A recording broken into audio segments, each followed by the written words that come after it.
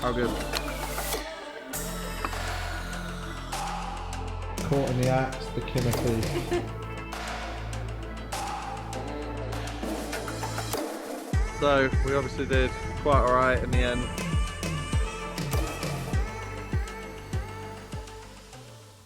Alrighty guys, so I am coming to you from the wonderful, not so sunny, but chilly, but just as beautiful Tasmania. So basically I'm in Tasmania for the next week, and in that week I've got a fair bit of diving planned. As a few of you might know, if you know me personally or you follow on Instagram, it was my 30th birthday, and to celebrate that, me and Mon have come down to Tasmania, the gorgeous, plentiful land that is. Chilly waters, but plenty of shellfish. And yeah, we're basically going to be diving the next few days and trying to get some interesting Tasmanian fish if they become available. Definitely some lobsters, some scallops, and some urchins, maybe some oysters, maybe some mussels, who knows. But can't wait to get into it. I haven't dove Tassie since 2018, and I'm super excited to be back. I have a special place in my heart for Tasmania. It reminds me a bit of the UK. I don't know if that's just the water temp, except for there's great white sharks here, so we'll try and avoid those. But yeah, stay tuned. We're gonna have some fun and we're gonna go for a dive very shortly. But first off, let's get some brekkie in us. Diving on in Tasmania, are you excited? Yeah, I'm so excited to be here in Tasmania. Excited to get some dives in, maybe get some abs, some crayfish, some fish, I don't know. I think it'll be pretty similar to New Zealand diving, but that's okay because I'm used to the cold. And yeah, excited to get into it.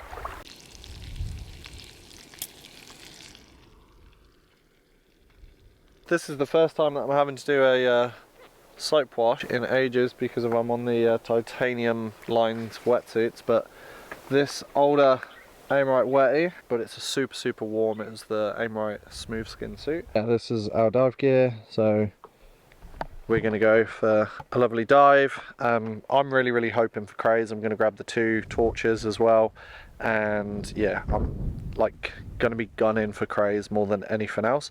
But if the right fish comes across, then I'll make sure I smack him, or Mon smacks him. But ultimately, this is a cray dive without jinxing it. Let's go. You ready to catch some fish? Yeah, excited to see some stuff. What do you reckon we're going to come across? I think you might see a brim, we might see the boarfish, and I'm not sure what to expect really.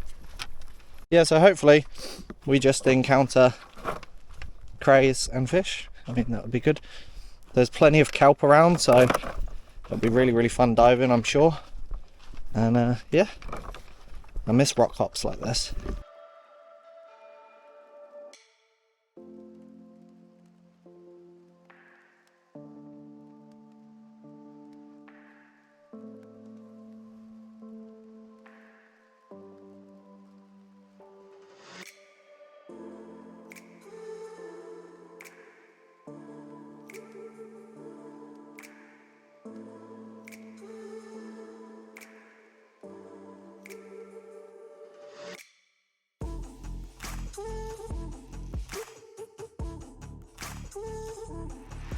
You ready? Yeah. Let's go. Alrighty guys, so this is it, getting wet. The waters of Tasmania definitely took my breath away as I got in. It's pretty cold on the face, but the wetsuit keeps me nice and warm. I'm in 1.5mm socks, which means that, yeah, you can definitely feel the water temp on your feet, but ultimately it's not that bad. I didn't notice the cold on this dive. As you can see, I get stuck straight in diving looking for crays. I start off in the shallows just because I enter in the shallows. So I'm checking in all these little nooks and crannies underneath this weed.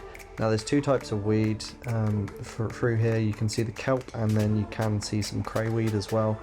The crays absolutely love hiding under cracks. They typically like a bit of a visual and being off the ground, I've noticed, but hey, this is Tassie. Crays can work differently, and definitely in different places they prefer different environments. So for the first 10 minutes or so of the dive, I barely saw a fish, and then as I made my way towards the deeper edge of the drop-off, it's just loaded, absolutely loaded, which was incredible to see. The visibility is amazing. It's a bit gloomy out in distance, but up front in close, it's actually really clear. So yeah, seeing the fish like this was just an incredible experience, being down, holding on to the kelp, holding on to the rocks, and just being absolutely whirlpooled by fish is always awesome.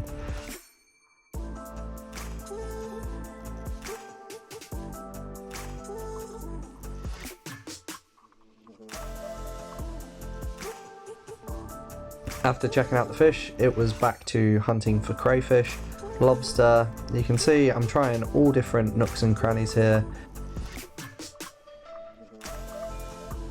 There's Mon having a little scout with the gun, seeing if she could see anything to shoot. There were 5 or 6 really large silver drummer, but aside from that, not much came in. These guys were around and I didn't know what they were, but they looked tasty. But yeah, don't shoot if you don't know. I get the orca torch out and I'm having a proper good little look around, and I just cannot find any lobster until I stumble across this one, but he's just too deep and yeah, in a really good narrow crack. That took me on to exploring more vertical cracks after. So yeah, this cray's obviously got himself a nice long deep hole, and I don't have 2.5 meter arms, so he lives. Good job. He probably would have been undersized anyway, but it's good to see. You can see Mon giving the nod of approval. So Mon hops out at this point. She gets a little bit cold, and I don't blame her. She's in ankle socks, and yeah, she would have been copping it for sure. Here we can see a beautiful skate. I'm completely against shooting skates and rays just because of slow growing, and yeah, I think they're way too easy of a target for spearos. Here's a mackerel. These guys are really good. If you want to get good accuracy, definitely target on the bait fish, and it'll teach you about swimming patterns, placing your shot ahead of the fish if it's a fast moving school, and so on. Great for target practice, and they're delicious. It's a great treat. Here we can see I get myself a nice black lip abalone, and then I go straight in for the urchin. These are the short spined urchin. I haven't actually tried these before from Tassie, so I was really keen to get into them, see what they taste like.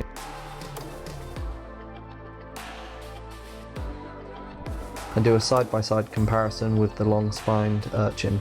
Now, I hop out of the water just to drop off these 2 urchin because I don't have a catch bag or anything on me on this dive.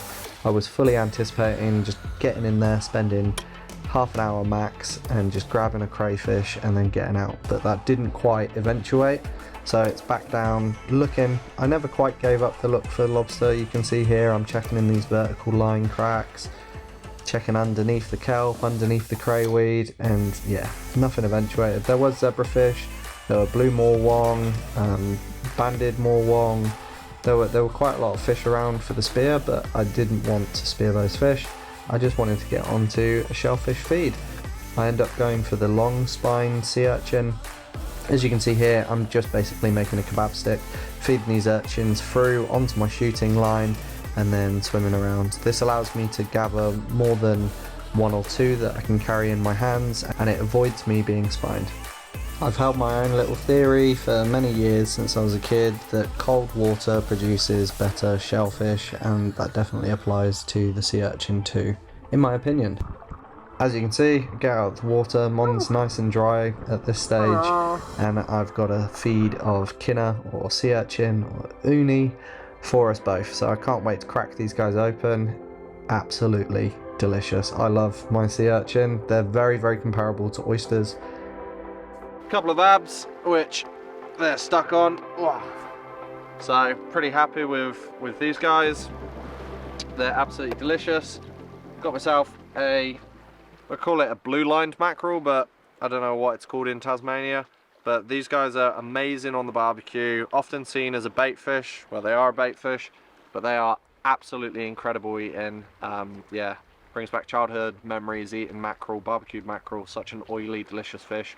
Wicked smoked as well. And then we got some sea urchins.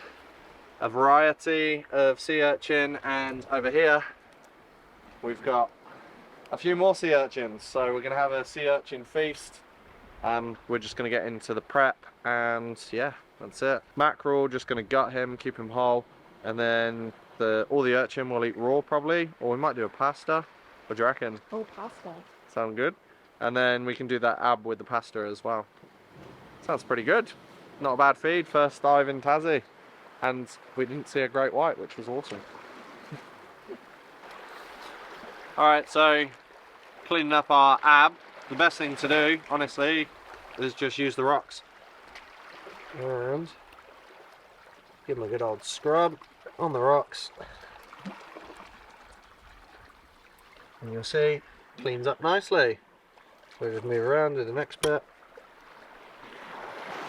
Oh, no, thank you. Like that.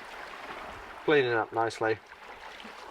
So we'll do that until most of the colours come off, and we're just left with this lovely white meat. And then we can chop her up and throw her up. These are Tasmanian urchins, and I'm going to show you how to break one open with just a simple dive knife. You can use 2 spoons, you can use metal tongs, there's heaps of different ways, but at the moment all I've got is that. I don't want to wreck my filleting knife, so here we go. You're just going to do one incision straight in to the urchin, crack down like that, and then come on to the other side of the urchin, do another incision and cut straight down. I think I've just missed the row on that side, which is good. Cut round the mouth, and then you should just be able to go boom and separate them apart. Oh, this one's got row everywhere. Alright, then using your finger, get rid of any spines that have got inside, and just rub your finger around the inside, and you should be able to just scoop the row out. Whoop.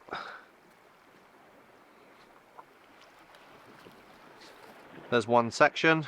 Detach all the stuff from the back. You can do this in seawater and it's really quick. And once we've removed all of the yuckiness, we are then left with something that looks a bit like that, which is absolutely staunch. Shall I eat it? Eat it. Go on then. No.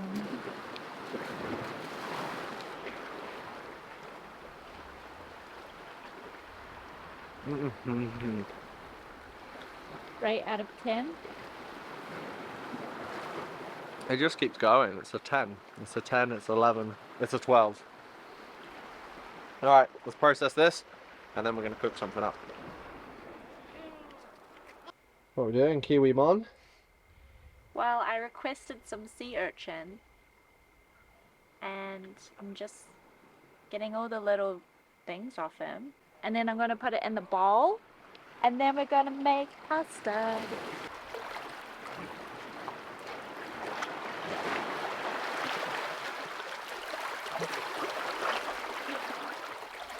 Look how fat it is. That's a really So fat fat. one. You gonna eat that one raw? I'll have a little bit.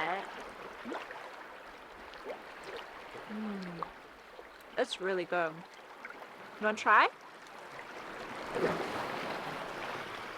Yeah, I'm just gonna. So good.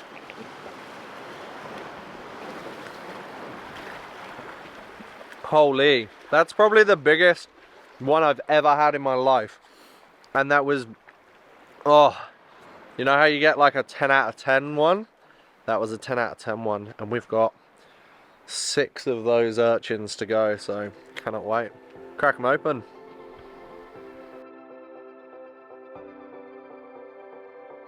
Alright, so we've had our dive, amazing, and now it's time to cook everything up. So we've got all of our uni and our 2 abs. We're going to be making a like quinoa uni kind of pasta dish, so it's going to be butter infused. So we're going to melt down the butter with the uni, mix it all together, thin slice the abalone and just fry that up. Then we're going to add in our sun-dried tomatoes, some basil pesto, and then we've got some ravioli here that's got spinach and ricotta in there. Quite a few flavours going on, but it will be absolutely delicious. And of course we're going to hit it with some black pepper, because of pasta needs black pepper always. And yeah, we're cooking in a Lion's barbecue because of the outdoors basically just started to rain, so we've come here to try and get out of the rain. But this is going to be a huge meal for the both of us, but it's good to get all of this in after a solid day's diving. So yeah, let's mix it up. A stick of butter. Oh, it's garlicky. Caught in the act, the king of thief. Can't keep your mitts off it, can you? They're so good. Like really sweet, but also salty. Just like, you know, that seaweedy, like oceany taste. So good. So good? So good. And we've got our butters just reducing down now. It's a lot of garlic butter. But into this we'll add the uni.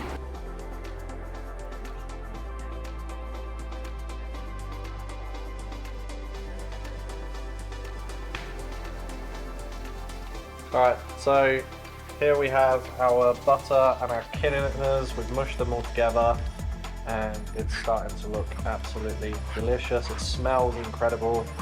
The garlic butter has really just like set it off. Absolutely amazing smell. Can't wait to get stuck into this.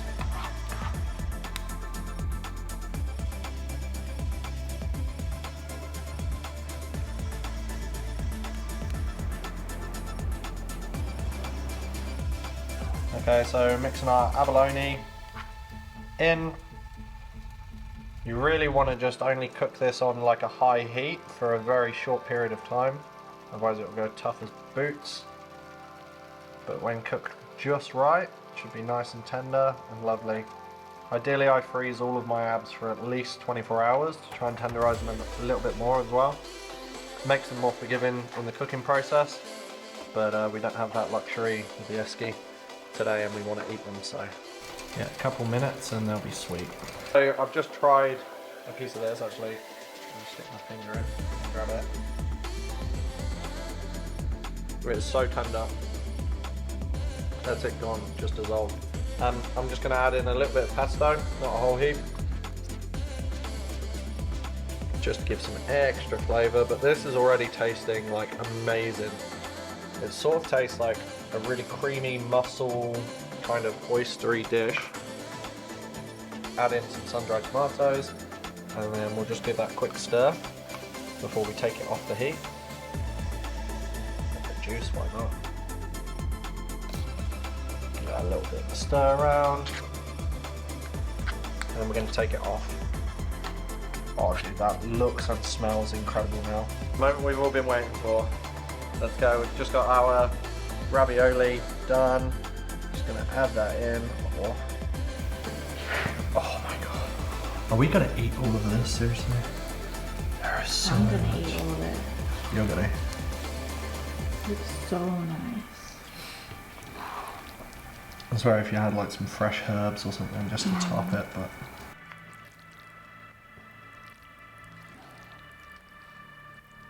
Oh, I can't stop smiling.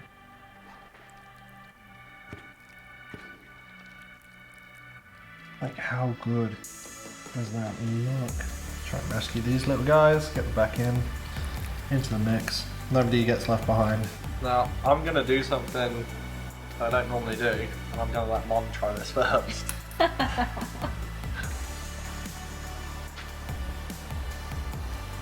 Alright, we're on. It smells so amazing.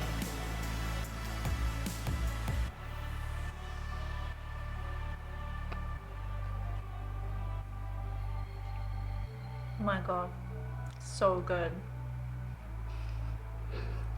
Don't laugh at my commentary.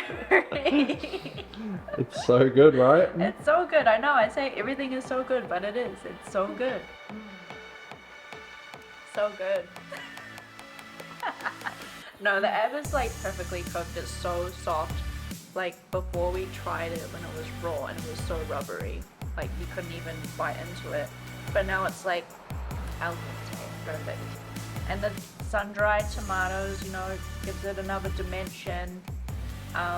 The pesto also makes it taste really, really good. Just brings out the entire flavor of the pasta.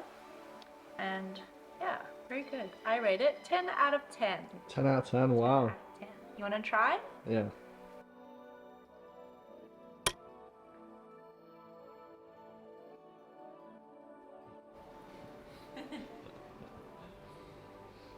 Alright, going off Mon's verdict, 10 out of 10, that's a really high scoring meal. Let's see how I give it.